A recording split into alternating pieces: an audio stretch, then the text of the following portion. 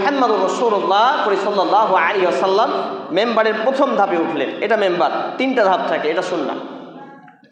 প্রথম ধাপে উঠে বললেন আমিন, দ্বিতীয় ধাপে উঠে বললেন আমিন, তৃতীয় ধাপে উঠে বললেন আমিন। এর আগে এমন কোনো ঘটনা ঘটেনি। ফেরেশতা মালাইকাগণ ওপর থেকে আমিন বলেছেন, তিনি আমিন বলেছেন।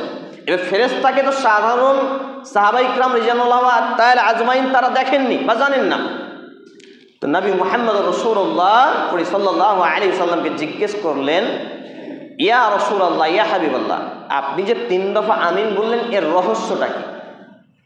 নবী মুহাম্মদুর রাসূলুল্লাহ সাল্লাল্লাহু আলাইহি ওয়াসাল্লাম তিনি বললেন, যে ব্যক্তি রমজানের পূর্ণাঙ্গ মাস পেল, হোক 29 বা 30, কিন্তু এই রমজানে কান্নাকাটি করে তার পাপগুলোকে মাফ করে নিয়ে জান্নাতের টিকিট অর্জন করতে পারলো না, জাহান্নাম থেকে নিজেকে মুক্তি করাতে পারলো না, মূলত এর জন্য ধ্বংস কামনা করেছেন আসমান থেকে মালাইকা ফেরেশতাগণ, আর নবী মুহাম্মদুর রাসূলুল্লাহ সাল্লাল্লাহু আলাইহি ওয়াসাল্লাম জমিন থেকে আমিন বলেছেন। বলেন তো নবীর কোনো দোয়া ফেরত দেওয়া হয়েছে?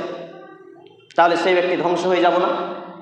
নাম্বার 2, যে ব্যক্তি তার পিতামাতাকে পেল 2 জনকে অথবা 2-এর 1 জনকে, অথচ তার পিতামাতার সেবা করে, পরিচর্যা করে, খাতির সম্মান করে, চিকিৎসা করিয়ে, খাদ্য পানি দিয়ে জান্নাতের টিকিট অর্জন করতে পারলো না, জাহান্নাম থেকে মুক্তির সার্টিফিকেট নিতে পারলো না, এদের জন্য ধ্বংস কামনা করেছেন মালাইকাগণ, আর আমিন বলেছেন নবী মুহাম্মদুর রাসূলুল্লাহ সাল্লাল্লাহু আলাইহি ওয়াসাল্লাম। 3 নম্বর, যেই ব্যক্তি তার নাম শুনলো আহমদ মুহাম্মদ মুস্তাফা সাল্লাল্লাহু আলাইহি ওয়াসাল্লাম, অথচ সে বখিল বা কৃপণ হলো, সে সাল্লাল্লাহু আলাইহি ওয়াসাল্লাম পড়লো না, এ ব্যক্তির জন্য ধ্বংস কামনা করছেন, নাউযুবিল্লাহি মিন জালিক। এখন আমি আমাকে এইভাবে প্রশ্নবিদ্ধ করি, কিন্তু এই প্রশ্নবিদ্ধ করার জন্য একটু কিছু সেন্সের প্রয়োজন, পড়াশোনার প্রয়োজন, বিবেকের প্রয়োজন। কিন্তু যারা দেখবেন অন্যকে নিয়ে ভাবে, তারা নিজেকে নিয়ে ভাবার চেষ্টা করে না। আর ইমাম ইবনুল কাইয়িম আল জাওজি রাহিমাহুল্লাহ, ইসলামের একজন রত্ন, তিনি বলছেন যে ব্যক্তি অন্যকে নিয়ে ভাবতে থাকে, মূলত সে নিজের আখিরাতকে বিক্রি করে দেয়, আর অন্যের সমালোচনা করতে করতে পরকালে সে নেকিগুলো তাকে কেটে কেটে দিয়ে দেয়। বলি নাউযুবিল্লাহি মিন জালিক।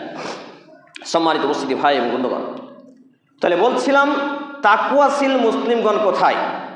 এই শিরোনামে আলোচনা করতে গিয়ে আল্লাহ তাআলা লা আল্লাকুম তাত্তাকুন, মূলত মুত্তাকি হওয়ার জন্য রমজানকে বরংবার আগমন করেন, কিন্তু আমাদের মধ্যে থেকে হাজারো মুসলমান রমজান মাস আসার আগেই দুনিয়া থেকে চলে যান না? আমার আব্বু রাহিমাহুল্লাহ একজন আলেম ছিলেন, গত 3 আগস্টে দুনিয়া থেকে চলে গেলেন।